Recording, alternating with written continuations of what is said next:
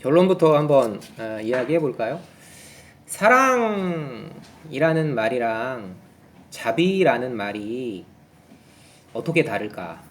한번 5초, 10초 정도 동안에 한번 좀 생각을 해 보셨으면 좋을 것 같아요. 5초, 10초 정도. 얘기 하나 해보면, 임신한 아내를 둔 남편이 한밤중에 아내가 너무 신게 먹고 싶다고. 그런데 그 창밖을 보니까 비가 폭우같이 쏟아져요. 남편은 임신한 아내를 사랑하겠죠. 그거는 마음이에요.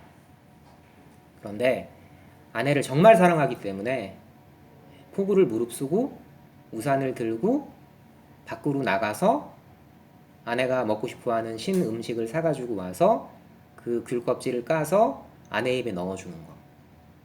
이건 자비라고 합니다.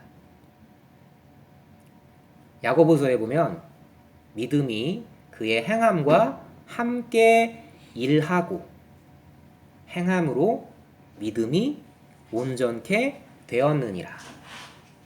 여러분, 제가 지난 시간 마지막 말씀드린 거 기억나세요? 영과 육은 따로따로가 아니다. 믿음과 행위는 따로따로가 아니다.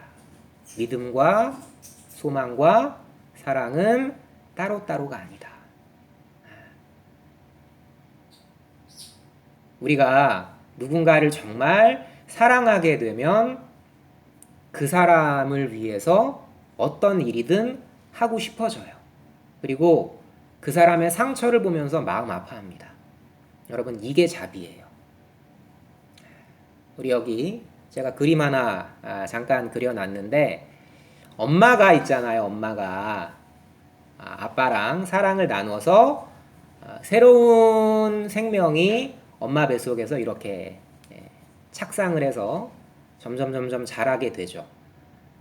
원래 이 자비라는 말은요, 아기집에서 나온 말이에요. 라함이라는 말이 원래 엄마 자궁이거든, 자궁. 그 라함이라는 말에서 이런 뜻이 생겨난 거거든요. 우리는 한 뱃속에서 태어난 같은 감정을 가진 존재. 여기 우리 재성이 친구 있지만, 재성이랑 재훈이는 사랑하는 엄마의 한 뱃속에서 태어난 형제죠. 그들끼리 갖는 마음이 곧 자비예요. 그러니까 엄마의 그 뜨거운 그 애타는 사랑의 마음을 구체적으로 표현하는 게 뭡니까? 아기가 태어나야죠. 그곳을 그 라함이라고 하기도 하고, 거기서 쌍둥이라면 둘이 함께 나누었던 감정들, 그런 교류들, 우리 서로 지금 느끼고 있는 감정들, 우리 지금 까먹었죠? 옆에 친구 보면서 한번 안녕 해볼까요? 안녕. 요게 자비예요. 요게. 마음만 있는 건 사랑이고, 이게 이 믿음이 행함과 함께 일하는 거. 이걸 자비라고 합니다. 근데 한 가지가 꼭 들어가야 돼요. 뭘까요, 그게? 여러분, 혹시 창세기 13장 16절에 보면 그런 얘기 있거든요. 참 마음 아픈 얘기야. 이 땅에 죄가 들어오므로 여인에게 하나님이 이것에 수고를 더하셨어요. 뭘까요? 해로 시작하는데 해산의 수고를 더하셨거든. 왜 그렇게 하셨을까요? 이유는 간단합니다. 그게 바로 그리스도의 모형이에요, 여러분.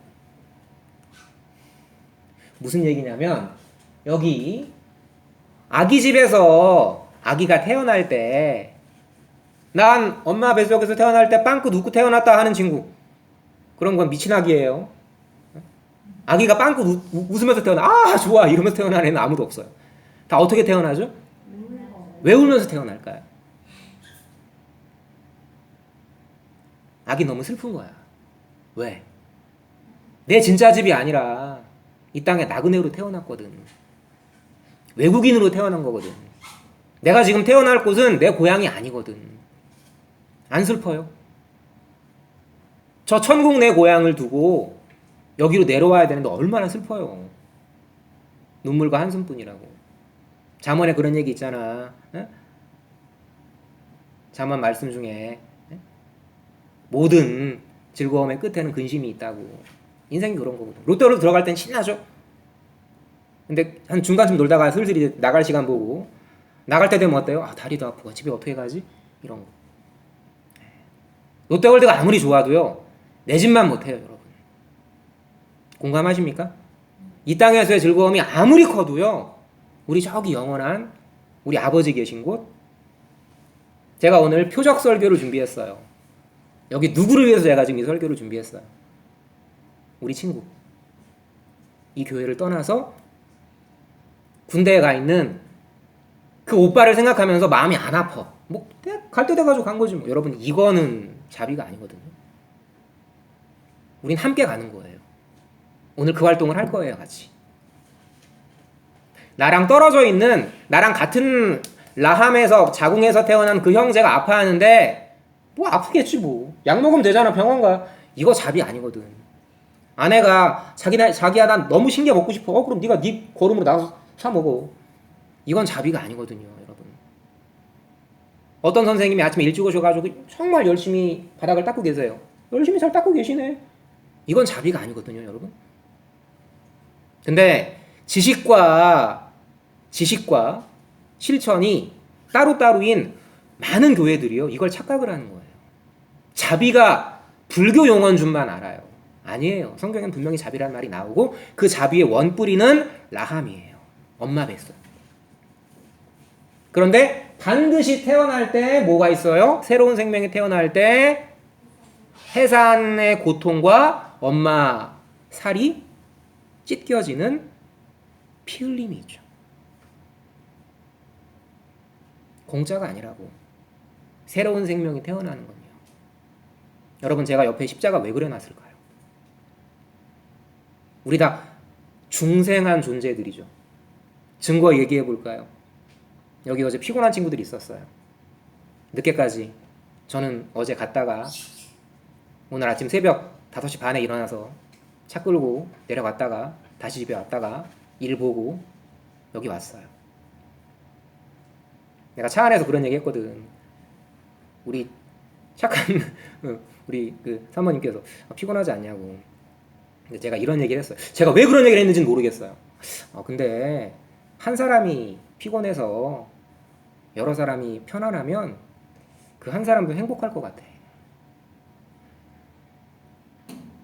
여러분, 이 말씀에요, 저는 어서 오세요. 왔어요, 지금 이렇게. 그 피곤을 무릅쓰고 우리 친구. 자, 우리 앉으시고 다시 한번 얘기 정리합시다. 이거 되게 중요한 타이밍 얘기였어요. 그런데 저는 다시 말씀드리지만 한 사람이 피곤함으로, 한 사람의 희생과 수고로 다른 사람의 피곤함이 덜어진다면 그 한 사람도, 수고한 한 사람도 저는 참 행복할 거라고 생각합니다. 그렇지 않은 사람들도 있어요. 내가 왜 이걸 해야 되는데? 지네가 알아서 걸어오면 되지. 내가 왜 이거 해야 되는데? 아니에요. 우리 마음에요, 그분의 마음이 계세요. 아시겠어요? 아까 제가 중생 이야기하다가 지금 이 말씀 드린 거죠. 우린 다 거듭 태어난 존재들이에요. 여러분은 아무 생각 없이 혹시 내가 그냥 이 자리 와서 뭐 빨리 왔든 늦게 왔든 시간 됐으니까 앉아있어. 아닙니다. 여러분, 절대 아니에요. 사람이 마음으로 자기의 길을 계획할지라도 그 걸음을 인도하는 자는 여호와이시니라. 그 여호와의 인도에 따라서 여러분들은 이 자리에 앉으신 거예요. 뭐 들으라고? 자비를 들으라고. 자비가 뭔데요? 자비가 뭔데요? 내가 희생해서 다른 사람이 행복해지면 난 기쁜 거예요. 그게 사랑의 기쁨입니다. 그게 자비의 기쁨이에요. 아까 말씀드렸죠? 우리 처음 온 친구들, 좀 중간에 온 친구들을 위해서 엄마가 임신을 해서 그 아기가 새롭게 태어나는 과정에서 엄마의 고통과 엄마의 하혈, 피 흘림이 있어야 새로운 생명이 태어납니다. 똑같아요. 우리 다 지금 거듭난 존재들이고 중생한 존재들이에요. 이 얘기 듣고 설령 피곤해가지고 좀 꾸벅하더라도 저 선생님 지금 뭔 멍멍이 소리를 하고 있어, 이런 사람은 한 사람도 없어요, 여기에. 왜요? 들을 귀를 주셨고 움직일 마음을 주셨기 때문입니다. 예수님께서 십자가에서 우리 친구들 한 명 한 명을 위해서 피 흘리셨기 때문에 우리 새 생명이 태어난 거랑 똑같아요. 뭐는요? 아기가 엄마 뱃속에서 새롭게 태어나는 과정은. 근데 제가 점점점 표시해 놓은데 아기집이라고 표시를 해놨고 여기 점점점 표시해 놓은데 십자가 밑에 제가 뭐라고 써놨어요? 성육신이라고 써놨죠. 아기집은 엄마의 희생이에요. 성육신은 예수님의 희생입니다. 이 땅에 굳이 안 내려오셔도 돼요. 저기 위에서 야 그래 너네들 고생하니까 내가 너네들 모든 죄를 대신 속해줄게 뿅 하고 우리 죄를 없애주실 수도 있어요. 근데 그렇게 안 하셨습니다. 왜? 그럼 우리는 몰라요. 그게 사랑인지 모른다고. 아빠가 그냥 용돈 주면 애들은 그냥 아 용돈 주셨네 이렇게 알아요. 근데 그 아들이 어느 날 지나가다가 너무나 힘들게 주변 사람들의 수모를 무릅쓰면서 장사하시는 모습을 봤어. 아들이. 그럼 그 용돈을 어떻게 생각하겠어요? 아빠가 이렇게 힘들게 나를 사랑하시기 때문에 그 자비의 마음으로 돈을 벌어서 내 지갑을 채워주시는구나. 달라져요. 우리 깨달으라고. 우리 깨달으라고. 내가 정훈이, 내가 항윤이, 내가 재성이, 내가 설리 얼마나 사랑하는지 내가 보여줄게. 그게 뭔 줄 아니? 저거야. 십자가야. 내가 너를 내 살이 찢기기까지 내 몸처럼 사랑한단다. 이게 성육신이에요. 이단은 뭔 줄 아세요? 그거 쇼였다는 거예요. 헛개비였다는 거예요. 여러분 아닙니다. 우리 2021년이죠? 이 시간의 중심이 어디 있어요? 저 십자가예요. 역사의 중심이 어디 있어요? 저 십자가예요. 십자가가 없으면 역사도 없고요. 시간도 없고요. 우리의 존재도 없어요. 아멘 하십니까? 네, 이게 아멘이에요. 그런데 제가 한 가지만 더 덧붙일게요. 사랑이라는 말에 슬픔. 저 비자가 되게 안 좋은 글자거든요. 저게 슬플 비자예요. A 불비할 때 뭐 할 때 그 비애할 때 비탄할 때 이거는요 세상에서 말하는 불교에서 말하는 그 슬플 비가 아니야. 뭐 보살님이 고통에 겨워하는 저 중생을 내가 막 마음이 아프네 이런 거랑 다른 거거든. 왜? 보살은 사람이야. 부처는 사람이라고. 근데 예수님은요? 예수님은요? 그냥 사람이십니까? 참신이자 참 인간이시죠. 전 개인적으로 교리교육 싫어하는데 별로 좋아하진 않는데 저는 꼭 필요하다고 봐요. 예수님은 참신이자 참 인간이셨다. 이게 정통교리고 이게 성경에서 정통으로 말하고 있는 핵심이거든. 그분은 참 인간이시지만 참 신으로서 우리를 불쌍히 여기신 거예요. 인간이 인간을 불쌍하게 여기는 것과 신이 인간을 불쌍히 여기는 건 달라요, 여러분. 함께 고통을 겪으셨어요. 그게 제가 예전에 이야기했던 체휼입니다. 체휼. 거지 보고 불쌍하네. 야 열심히 살아. 이게 아니라 내가 거지 옆에서 같이 누더기 옷을 입고 같이 그 동량 그릇을 놓고 같이 그 거지와 고개 숙여서 같이 구걸행위를 하는 거. 그리고 같이 그 동전 챙겨가지고 같이 운막에 가서 같이 먹거리를 함께 하는 거. 이게 체휼이거든. 함께 고통을 겪는 거예요. 여러분 힘들어하실 때 제가 정훈이 자꾸 표적 설교해가지고 좀 그렇지만 정훈이가 혼자 이 말씀 기억하면서 아파할 때 정훈이 옆에는 이 말씀이 기억에 남아있고요. 이 자비의 말씀이 기억에 남아있고요. 그 자비의 말씀을 통해서 정훈이 안에 예수님이 정훈이를 위로하세요. 우리 친구들 한 명 한 명도 내가 혼자라고 느낄 때 넌 혼자가 아니란다 라는 걸 말씀이신 그분께서 여러분 안에서 말씀하세요. 우리 이항자 선생님이 아까 기도하실 때 그런 얘기 하셨죠. 응? 우리 서로의 모습을 통해서 하나님을 본다고. 우리 지난 시간에 공부했던 요한일서 말씀 중에 이런 말씀이 있었어요. 어느 때나 하나님을 본 사람이 없으되 우리가 서로 사랑하면 그의 사랑이 온전히 이룬다고. 무슨 이야기입니까? 어느 때나 하나님을 본 사람이 없지만 우리는 하나님을 볼 수 있다는 거예요. 어떻게? 사랑의 실천인 자비를 통해서. 배고프지? 챙겨 먹어. 이게 아니라 내 호주머니에서 꺼내서 내 용돈 아깝지만 우리 같이 먹자. 이걸 통해서 예수님을 보는 거예요. 너네 죄의 짐 때문에 무겁지? 괜찮아. 내 십자가를 바라보려. 내 십자가에서 떨어지는 그 피가 네 손에 담길 때 너의 모든 죄짐은 사라진단다. 이거. 서로의 모습을 통해서 서로 사랑의 실천인 자비의 모습을 통해서 예수님의 얼굴을 보는 거예요. 힘들지? 괜찮아. 기분 내. 이 음성을 통해서 하나님의 음성을 듣는 겁니다. 이따가 우리 편지 쓸 거거든요. 우리 오빠를 위해서, 형을 위해서, 친구를 위해서. 여러분, 그게 자비예요. 너 내 마음 알지? 그러니까 수고해. 잘 갔다 와. 이게 아니라 내 마음을 구체적으로 실천으로 믿음의 행위로 적어서 내려가는 거예요. 그거 별거 아닌 것 같죠, 여러분? 뭐 그 종이 쪼가리 뭐 쓴 거 있으나 없으나 그게 뭔 상관이야. 하나님이 우리 사랑하시는 마음만 있으면 됐지. 응? 뭐가 필요해? 아니에요. 이게 필요한 거예요. 이게 뭔 줄 아세요, 여러분? 이게 뭔 줄 아냐고.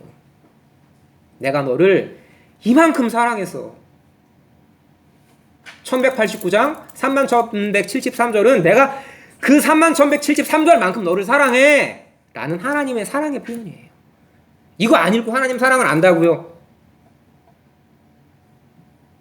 우리가 정은이 위해서 편지를 썼는데 정은이가 읽어보지도 않고 그래 내가 너네 마음 다 알아. 이거 아니잖아. 그죠? 우리가 쓰면 정은이가 신나게 읽어보겠죠? 막 눈을. 우리 정은이 마음이 강하기 때문에 울진 않겠지만 그리고 좀 울어도 돼. 괜찮아. 울면 어때요? 전 눈물 많은 사람 참 좋아하거든요. 전 많이 울어요. 저는 혼자 기도할 때 되게 많이 울거든요.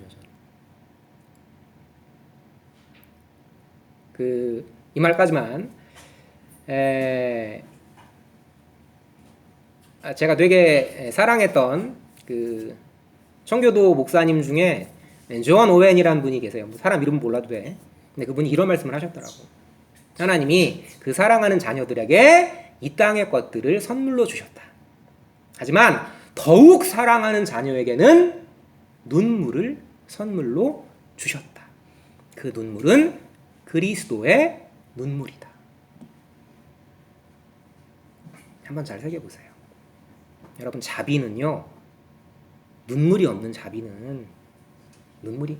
자비는요, 그건 진짜 자비가 아니에요. 고통 가운데 나를 그렇게 고통스럽게 사랑하신 예수님의 생각이 나는 것이 그게 진짜 자비고 그게 진짜 사랑이거든요.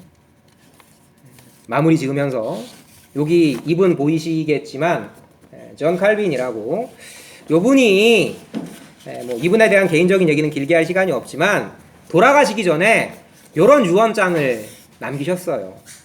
제가 한번 천천히 읽어볼게요. 존 칼빈의 유언장입니다.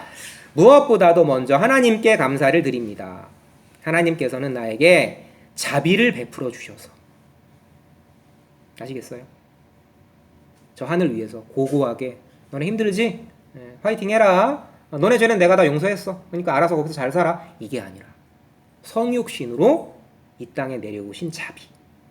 자기 살이 찢기시도록 우리를 사랑하신 자비를 베풀어 주셔서 복음의 빛으로 인도하시고 구원의 교리에 참여하도록 해주셨습니다. 전 이 말이 너무 마음 아팠어요. 마음 아픈 게 아니라 참 공감이 됐어요. 나는 근데요, 여러분, 그런 은혜를 받을 자격이 없는 사람이었습니다. 여러분, 이 사람이요 천재거든요. 지금 기독교 교리의 거의 대부분이 이 사람 책을 못 넘어요. 기독교 강연하는 책을 26살에 쓴 사람이야. 모든 기독교 교리 체계를 제2의 바울이라고 하는 사람이고, 제네바라는 시를 진짜 하나님의 도시처럼 바꾸려고 노력했던 사람이고. 근데 이 사람 하는 얘기가 나는 그러한 은혜를 받을 자격이 없는 사람이래. 그러나 하나님께서는 분에 넘치도록 긍휼을 베풀어 주셔서 내가 연약할 때나 실패할 때에도 언제나 참아 주셨습니다. 지금 칼빈 얘기예요. 그러한 약함이 있고 잘못을 범한 나는 수백 번이라도 버림을 받아 마땅한 사람이었습니다. 주님의 무한하신 자비가 아니었다면 나의 열심과 노력도 모두 연기에 지나지 않았을 것입니다. 주님께서 베풀어 주신 은혜의 선물들은 자랑이요? 아니라 나로 하여금 더 큰 죄책감을 느끼게 합니다. 왜? 난 이걸 받을 만한 자격이 없는 사람이니까. 이게 핵심입니다. 따라서 하나님께서 자비의 아버지이시고 나와 같이 이렇게 비참한 죄인에게도 자비의 아버지로 나타나신다는 사실이 내겐 유일한 피난처입니다. 이게 무덤 없이 세상을 떠났던 칼빈의 유언이었어요. 기도하고 마치도록 하겠습니다. 사랑과 은혜가 풍성하신 아버지 하나님, 저희 친구들, 정말 귀한, 정말 사랑하는 저희 친구들 한 명 한 명의 영혼을 위해, 한 명 한 명의 행복을 위해, 한 명 한 명의 눈물을 닦아주시고자 이 땅에 내려오신